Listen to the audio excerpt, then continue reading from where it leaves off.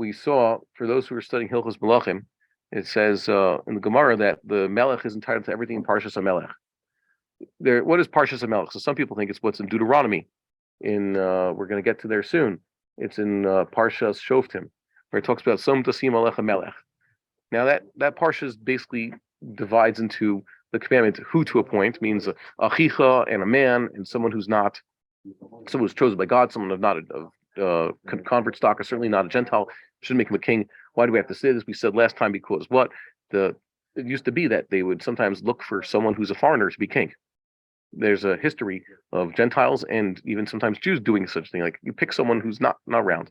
And most recently we said that the king of Norway himself was a Danish prince. That happened 100-something years ago. They're just like, we need someone. Okay, take someone else's prince, make him our king. So that happens, and that's forbidden by the Torah. What? The king of Greece also was of Danish stock. Yeah, everybody. There was a king of Denmark a few years ago. They called him the grandfather of Europe or something like that, or the king of Sweden or something like that. One of these Scandinavians. Like all his kids were kings somewhere else or were married into it. They called him the grandfather of Europe. They should put interest on their loan them out. Yeah. Look, a person who's basically Danish by race is now king of England. Yes. Yeah. His own father said that. I was Greek by birth, Danish by race. Okay, the king of Greece, who was the great grandfather of the current king, was of Danish descent. Okay, there you go. So they're all Scandinavians. The point is that's what you get from the king, and then the king is limited. The Torah continues and says, king cannot have too many wives, not guns, too many wives, horses, or wealth. Mashma, that a regular person has no such requirement. Say a king is limited, Chazal say, they from a drasha, or actually an inference about King David, 18 wives total, including concubines. But that if you have a person who's sufficiently wealthy, he could have more than 18. And you are not limited. No Jew is actually told, don't have too much money or silver, gold and silver. Also, you have no limit how many horses you could have, especially if that's your business. But a king is limited. A king is daf limited, and a king has to write another Sefer Torah, whereas all of us have to write a Sefer Torah in our lifetimes. The king has to write two. One as a regular person, one for being king. And if he's born king, so I guess he has to write two. The point is, that's what we see about the king, and then that's it in the Torah. It doesn't actually mention what the king's job is supposed to be. And then in Sefer Shmuel, Shmuel Hanavi, Samuel the prophet is told by God, tell the people they want a king. Well, just warn them what it involves. And basically, what's the warning there? That the king takes taxes. The king taxes you. The king will make you do what you don't want to do. First, he'll make you go to war when you don't feel like it, and he'll draft people, not necessarily into the army. He'll draft your daughters for domestic work, and all the people who are good at something, he'll give them a government job and make them in charge of something. And he will tax you. And I mentioned he will tax you. He'll take 10% of this and 10% of that. And what's the ultimate warning that Samuel has to give the people? And eventually, you're going to tell God, please save us from our king. And God's not going to listen to you then because you wanted a king. And then we said, this is a sugya. Wait, the Jewish people always had a king. Joshua was a king. He didn't tax the people. Yeah. Sometimes the person who's a stand-in for the king has all the authority and all the good stuff, but he doesn't tax you. Like a Moshe Rabbeinu said, I never took taxes. Samuel also told the people when he quit, he said, have I taken anything from anybody? Have I taken even a donkey from anybody? No. So that's something that people have been warned. And by the way, like most things in the Torah that involve socioeconomics, what is true for the Jews is also true for the world at large.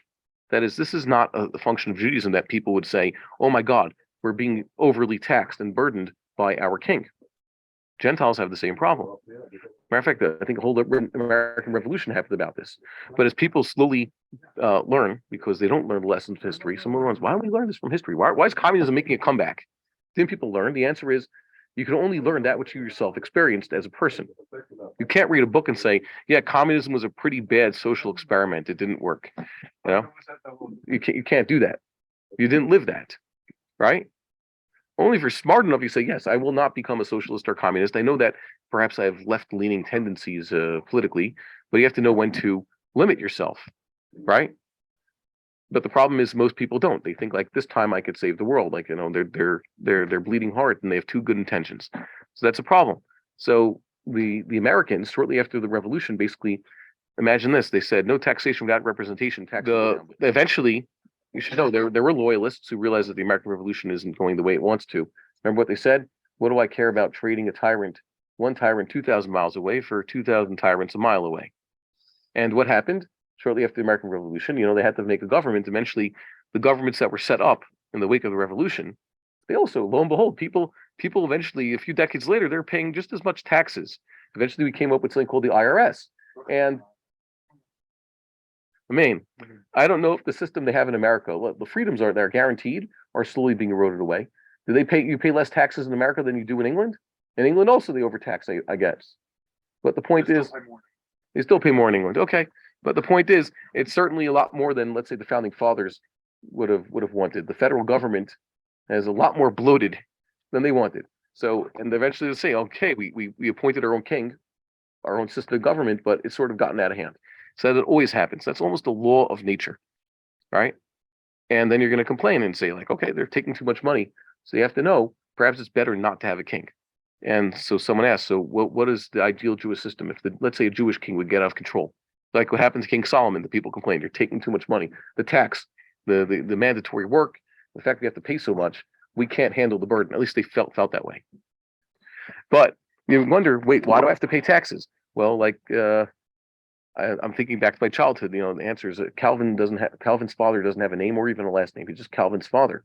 So it says you need to pay taxes because that's what pays for the things we share. There's roads, and there's a garbage man, and we have a public library, or this base medrash. Thank God, they're batei medrash paid for by taxes here in Israel, and everything else, the streetlights, and the government programs that are getting bloated, but we have to pay for those. So that's why taxes are necessary. So you can't cheat on your taxes. The problem is sometimes they're misusing their money. But let's say we would not have a king, a government. So what would we do without roads? How we have roads? How we have garbage pickup? In the times leading up to Samuel's time, okay, before the prophet Samuel, how did the Jews run themselves? There were no taxes. They had never been taxed before. From the times of Moses to Samuel, the Jewish people never pay taxes. Hopefully, they pay their tithes to Kohanim. So how did anything get supported? The answer is they had to give, of course, to the Kohanim Leviim, and they gave their machatzitza shekel every year to the Mishkan and Shilo, and that paid for public sacrifices. But really, what it was is everything was volunteerism, just like a draft. The Jewish people were able to put together armies when they needed to. Why? Because enough people realized this is the right thing to do, so they voluntarily fought, right? I'm sure a lot of rich people who realize how much they pay in taxes in the Western world, people pay upwards of what? Of their income, what is it now? In 40, 50%. Yeah, you're saying 45, 30, 35. That's a lot of money. Can you imagine without the government getting in the way, what should really be done is, and this is, I'll just use the example of synagogues. Here in Israel, you look across the way, here we have the central synagogue, which has 3 synagogues all put together. So that's paid for by taxation money to our detriment, because they take our money to support it, but they don't give us a say in what goes on there. There's always like, yes, it's public, that you have to pay for it, but it's not public in when you want to say what goes on there, which is a large part of hypocrisy. But whatever, we'll leave that to the prophets to denounce, because perhaps he was, but we shouldn't be accusing anybody of anything. But the point is that in America, the taxes don't pay for the synagogues and the yeshivas, yet the synagogues are quite nice in America. Matter of fact, the nicest synagogues I've seen in my life are in America. So how do they get by without tax money? The answer, they tell their members, please, if you want to pray here, give a certain amount of money, but even that's not enough. They have donors. Jews willingly give money on their own.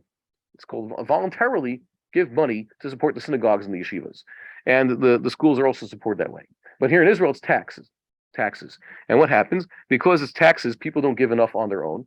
And the shuls here are of lower quality. The schools don't have, as many hours given. You get what you pay for, basically. If we were to remove the taxation and tell people, what, you want a synagogue, the government ain't going to give you nothing. So now we pay less taxes, and people build nicer synagogues because they'll feel more personal responsibility for doing it, and the donors will give more. I would imagine trying to tell people that people think like, the government has to build the schools here and the shuls. If you'd get the Israeli government out of the schools and shuls would be nicer. That people forget that. Like, no, government has to do it. Imagine if government had to give out food, chas v'shalom, like Soviet Russia. while everybody gets a choice of how to spend his money on food, so everybody eats what they want, and people could have sometimes feasts if they want. You have one guy who wants to eat steak and drink beer all day, so let him. That's fine. I'd rather have apples, oranges, and some oatmeal. To each his own. But if the government has to start giving out food, then the government's going to homogenize the food for everybody, and it's going to be whatever government says, and then you're not going to have extra. So don't do that. So you're saying if the ideal Jewish situation is perhaps a ruler like a Samuel, or even a King David, but not taking so much taxes, and if you need to build a road, let's say, instead of government taxing everybody and taxing the rich, whatever, 35%, and then using that money to build a road, just ask the rich person, you know what? Please part with 10% of your income every year and give that to building the roads or whatever. And you'll see that the money will be used much more efficiently and the roads will be better. Or charge people for using the roads, whatever it is. We have to get out of this idea. And that's what the prophet Samuel was told to tell the people. You ask for a king, i.e., government, you will get government. And then you will complain, why do we have this government? Why? Because government will take your money and not use it in the way you want it to. And and there's so many examples throughout human history of this rule that it goes without saying. But the first recorded instance of this is in our scriptures. So I would hope that part of the messianic vision, at least the way I see it, is that a messianic king will not need to take so much taxes from everybody, and everybody will give according to his ability. We wouldn't have a socialist thing. We would have that people would voluntarily see, look, I have money, I will give to this, and the person who's making a lot of money will be able to build a synagogue, like what happened here. The nicest synagogue around here was built privately by wealthy individuals. Okay, and that's just an example. And the roads can be the same way, same with garbage pickup. And if chas v'shalom, we have to fight a war, so we'll want those people who are righteous and willing to volunteer. We would like to encourage our viewers to share these videos with friends and send in your responses. If you would like to obtain Birkon Nusach Eretz Yisrael or invite the rabbi for a speaking engagement, please email us at office@machonshilo.org.